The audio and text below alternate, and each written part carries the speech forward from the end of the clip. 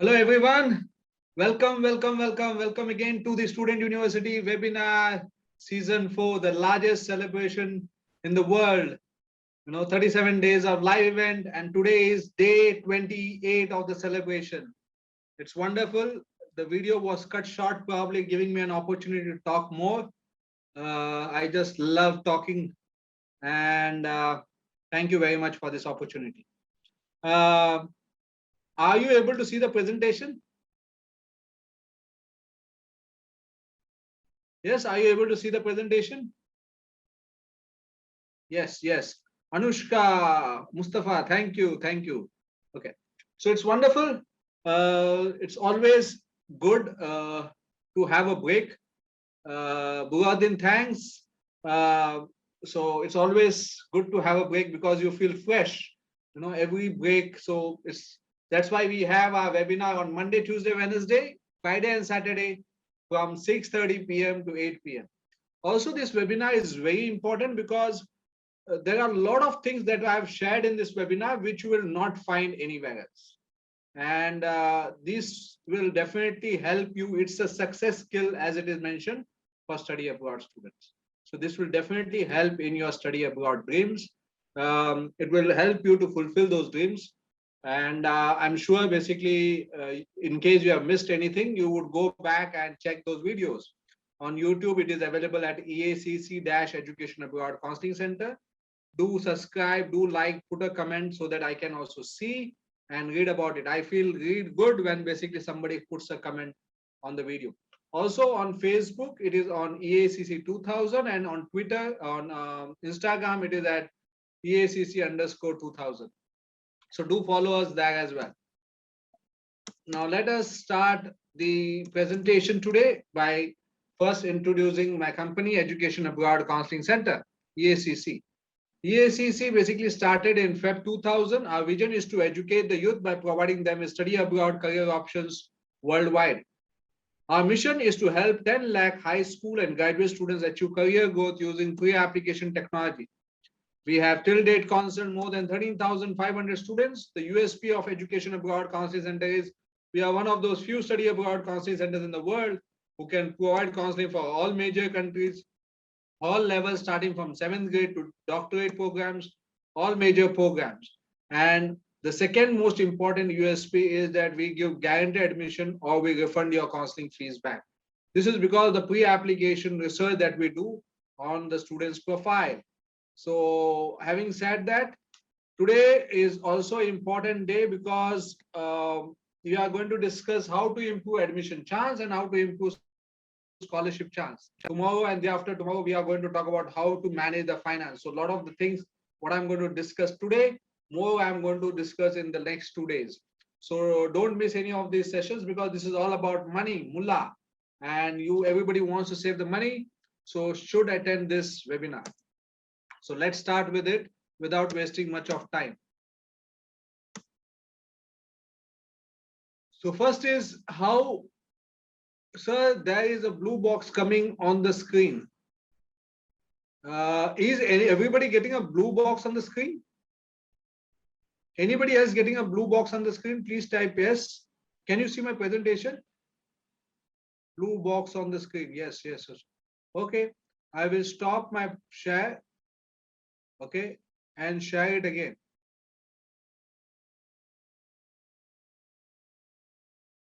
Is it still coming on the screen, the blue box? No? Okay, thank you, Mustafa. Okay, thank you. So now you are able to see the screen, right? So today we are going to talk about how to improve admission chance, okay? And how to improve scholarship chance. The first is basically how to improve admission chance. Very important is your study abroad counselor. He is the person who can help you to improve your admission chance. Why? Because he has years of experience in this particular industry. He has been dealing with different types of profile. The profile that are basically where somebody has low GPA, education gap, backlogs, or various other problems. He has taken those factors into account when dealing with many of the universities. So he knows how to improve your admission chance. So in case you don't have a study abroad counselor, then you are probably losing something. I've already discussed in earlier why study abroad counselor is must. I'm not going to discuss it again. But study abroad counselor is a very important person in your basically this, because you don't want to basically land up in a country where just because of some saving for some few money, let's say 15, 30, 25, 30,000 rupees. You don't want to save that type of money. Uh, you would rather like to have a very informed decision. You don't want to basically take a wrong program choice and do something that you don't want to do. You don't want to basically go to a university and pay high fees. You don't want to basically go apply and not get any admissions. And you don't want to apply, get admission, but you don't get any scholarships. So for all many reasons, besides many more, there are so many application, documentation process and other things that I don't want to discuss now. A study abroad counselor is must to improve your admission chance. Then you need to also plan your study abroad at least 2 years in advance. So let's suppose if a student is in 11th, then that is the time when he has to plan if he wants to go after his 12th. Or if the student is basically in the engineering student, he should start in the third year. Or if he is in 15 years of education, BCom, BA, he should start in basically year 14, in the second year of his bachelor's, so that he can prepare himself well. He gets sufficient time. Okay, because there are so many parameters, so many things that you have to work. If you are going to basically do it at the last moment, you will basically work, you have to work, really work against the time, and you have to complete all those documents. So a 2 years time is sufficient enough to start your study abroad process, where you can complete most of your things properly. Also, considering 12th is your important year, or final year of bachelor's is your important year, because the university is going to take the exams. So doing 2 years in advance also frees you some time to prepare for those exams as well. Also, the next is you have to build your profile. Okay, these are all how to improve your admission chance. Build your profile. How can you build your profile? Now, whatever you have done is done, but you can have relevant internship when you are going to basically, if you are doing engineering or any other work, you can get relevant internship. When you're going to do the project, see that you're doing a project which is related to the program that you're going for. You can do volunteering in school and college, because this helps, because they look at your overall personality and they look at how you are going to contribute to the society. If you are contributing to the society, they look at you positively. They think that basically you have a lot to contribute to the university as well. So volunteering in school or college and outside, paper publications. These are specifically for master students or for bachelor students who have done some paper publications. I have an undergraduate student who is just in his 12, who has just finished the 12th. He has done some paper publications. So a good GPA score, a good test scores, a good English proficiency all helps in improving admission. Now, it is not necessary that everybody has to be good in everything. So I'm giving all of these factors. Suppose you are not good in your GPA, but you are good in other things. It will does help you to basically get your admission in good university. So try to develop your other factors, in case one or two factor is weak with you, because it's your overall profile that is considered when you are going to apply for universities abroad. And if you can develop on all these other factors, it will help you to get your admission. So work on this factor. So I have told you to build your profile. Related qualifications. You need to have related work experience. If you are doing basically some certification courses, there are a lot of certification courses available. So do relevant additional certification course, which is a line of program which you want to pursue. If you are looking at the country choice, so how to improve your admission chances based on basically, some people don't know, select the country randomly, which is not, I want to study abroad. And they think that all countries gives equal opportunities, which is not true. Okay. The first thing I ask to my student is, why you want to go to this particular country? And they struggle answering it. Okay. They don't have clear idea why they have selected. Some have selected just because their friends have selected the same country. That is not how you select a country. You should have a purpose behind selecting the country. You should have a dream, and you should understand whether your dream can be fulfilled in that country. If yes, select a country. Otherwise, select a country which can help you to fulfill your dream, because you're spending lakhs of rupees. Okay, study abroad is expensive. So you are looking for a return of investment on this. So selecting country, choice of country is important in part of the admission, how to improve your admission choice as well.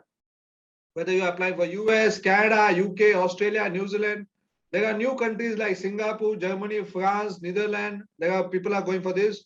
Scandinavian countries like Norway, Denmark, Sweden, Eagle, Ireland, and now there are new countries that are coming up, which is UAE, Japan, South Korea, etc. People are also saying, I'm getting queries for students who want to pursue countries in this.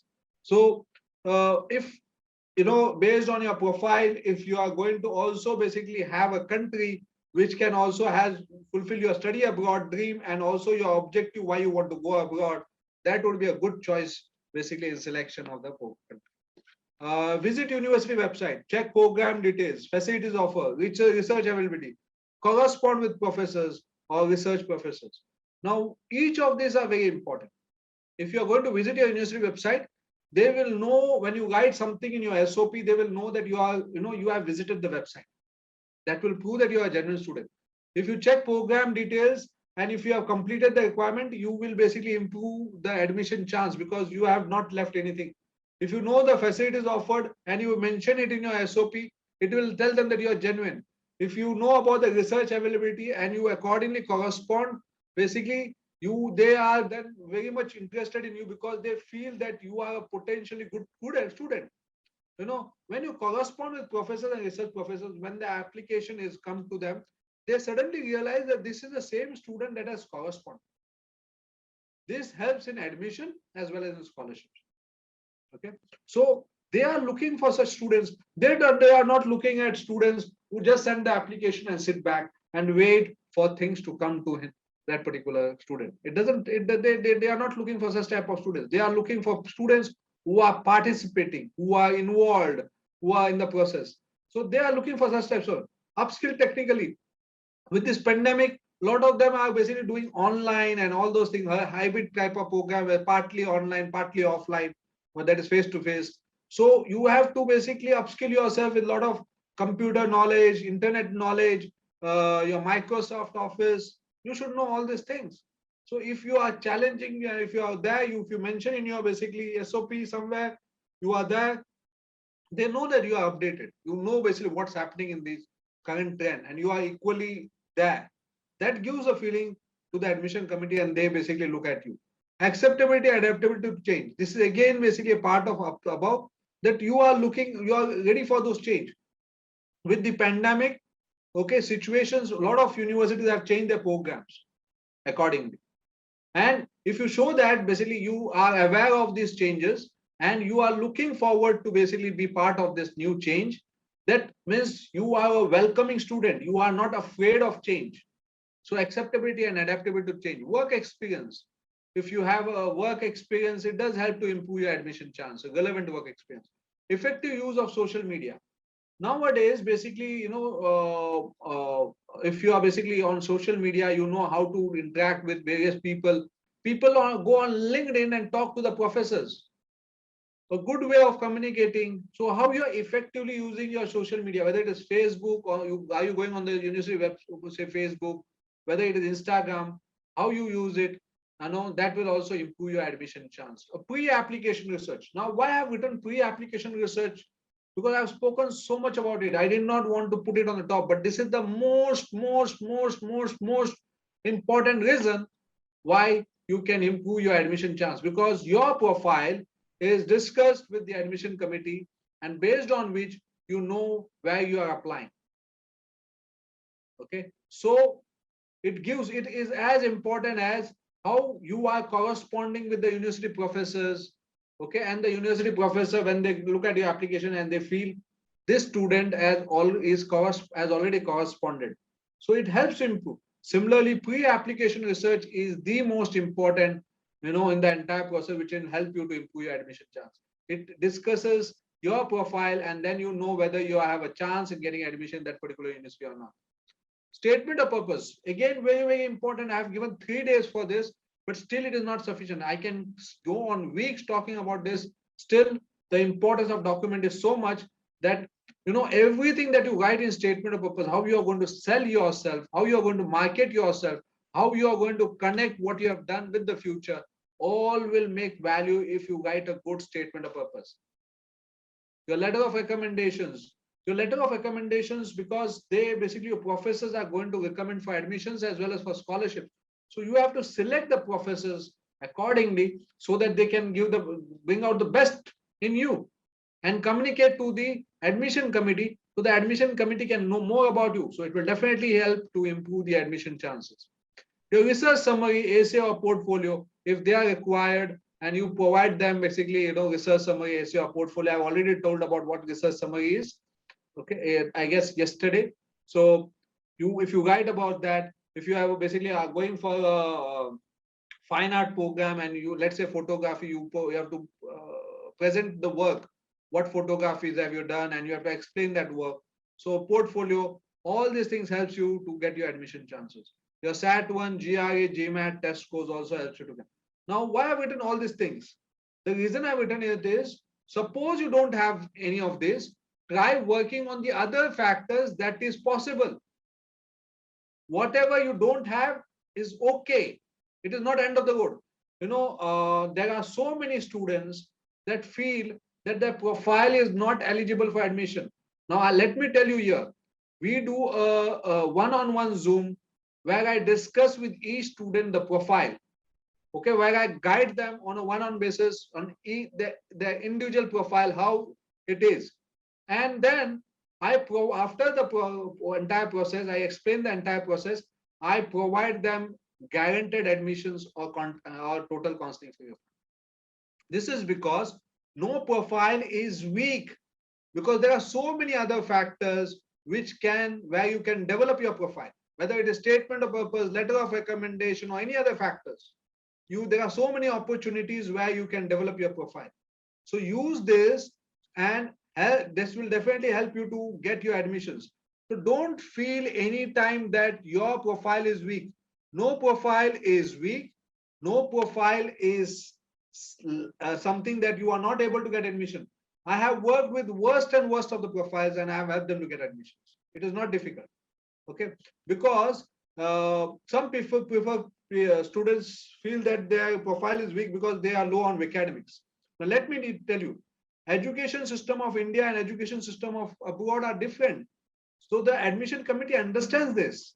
So it is not that your admission is only based on academics. As long as you are able to get a reasonable score, or even if you are weak, if your other factors we can present it well, you have a chance of getting admissions. So take this, that no profile is weak from this particular presentation, and everybody has a chance to study abroad. Only thing is, you need to have the right method, right approach, and if you can do that, you will be able to get admission. And in case you don't know how to do that, then do approach the volunteers in the group, okay, WhatsApp group, or basically fill up the Google form and join the WhatsApp group and schedule a Zoom one-on-one meeting. I will be personally taking your Zoom one-on-one, and I'll explain you how you can improve your admission chance. The last and most important factor is deadline. Universities are very fussy about the deadlines. If you miss the deadline, you may miss an admission. So try to complete entire application documentation process before the deadline, much before the deadline. Suppose the deadline is 30th of September, try to finish it by 15th of September. Because after you correspond, they may find that certain documents are missing. So you may have 15 days time to fulfill that documentation part so that you are able to meet the deadline. Don't finish it at the last moment. Most students do it on the last moment. So 30th is the deadline. They will at night of 30th, they will basically fill the application and they'll try to complete the documentation. We just keep it so much late that we lose out on admissions. Don't do that, because in this way, you are hurting yourself. Now let's come to scholarship. Okay, here also the scholarship spelling is wrong. Okay, I just want to test your knowledge on your vocabulary spelling. So what are the types of scholarships? One is need-based scholarships. Okay, now international students doesn't get so much of need-based scholarship, but there are basically some universities that give you need-based scholarship.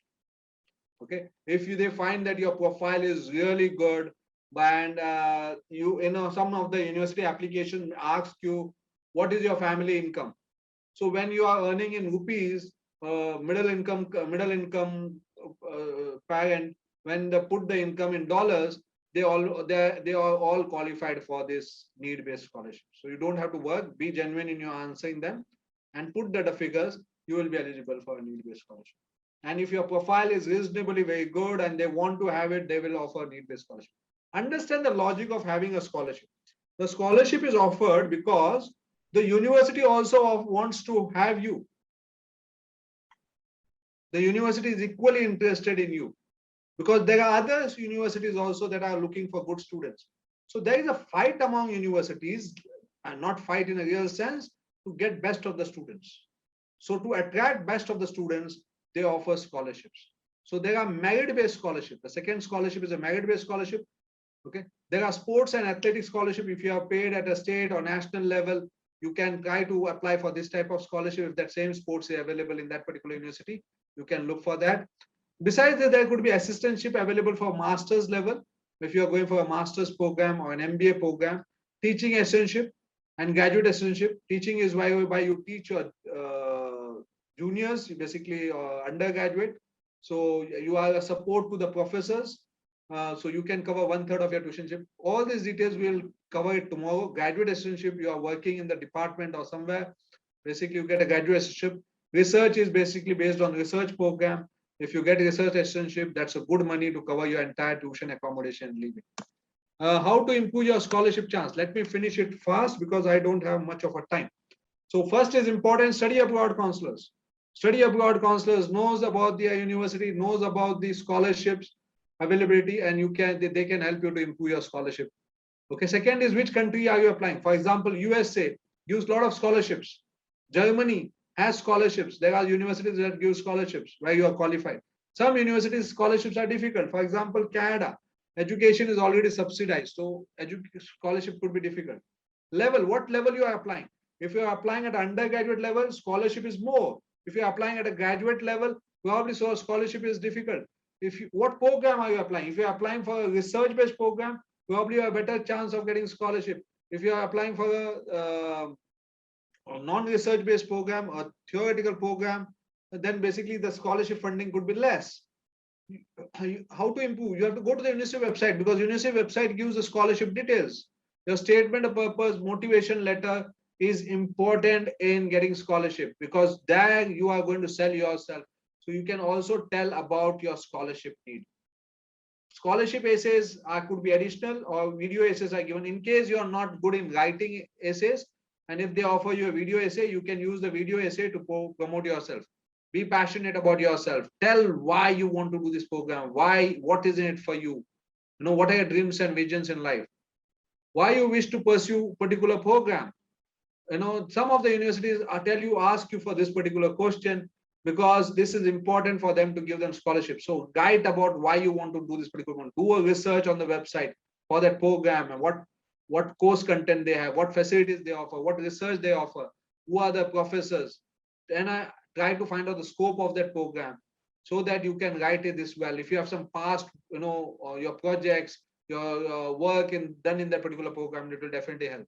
Your letters of recommendation, you can choose one professor who is going to basically talk more about you in detail and strongly recommend you for scholarship. So you can have that can help you to basically get scholarships. Extracurricular activities, because they are not looking at only one type of skill, they are looking at your overall personality. So if you are debates, painting, photography, sports, volunteering in other activities at school, college, or outside, volunteering, giving your time to the community service, any other, all add value in getting scholarships. And there could be an interview for scholarships. Now, beside this, merit scholarship is based on your good GPA. So if you are good, in case you don't have good GPA, that doesn't mean that you don't have to, you are not qualified for scholarship. It is very difficult to understand on what parameters. Try to apply to as many scholarship programs that the university offers. A good score in ACT, SAT1, GRA, GMAT does help. Okay. If not, don't worry about it. You still have a chance. Okay. These are not mandatory fills. Whatever is I've listed as many of you so that you can use if it is your advantage. Volunteering, as I mentioned, if you are doing some voluntary work, some social work, giving your time for basically old people, all these things basically are taken positively. A good social media presence. Now, universities do check. They do ask your basically your social media links, and they want to know how you are presenting yourself in social media. Are you basically again political, or basically are you against again any religion? It will not be taken good. So try to maintain. I'm not saying basically you don't have to post your opinion, but you don't have to hate anybody. Every person in this world has a right to live, and every you have to respect that person. That independence, that individuality has to be respected. So that type of basically they will also look at your good social media presence. Visit university website, meet scholarship criteria. Many students don't meet all scholarship criteria, so they don't fulfill. So look at the scholarship criteria and meet those. Apply, as I've said, to as many scholarships as possible. Don't look at one, apply for 3, 4, apply to 10, 15, probably wherever possible. Even if you have got admission and you want to look for scholarship, correspond with the university for scholarship. Apply for to third party scholarship. There are lot of third party scholarships. India offers lot of students for scholarships, or basically there are university that offers basically there are third party scholarships, Fulbright. So there are scholarships available. Look at those scholarships. You are local scholarships. There are many basically you can check with your educational institutes about local scholarship, or if you want, I will send you a lot of local scholarship list which provides some funds for your study abroad. There are search engines available for international scholarship. Use this search engine to find out what type of scholarships are available and apply accordingly. So that's it for me for now. I hope you enjoyed this and it helped you to basically reduce your cost of education or to apply to as many universities in getting scholarships.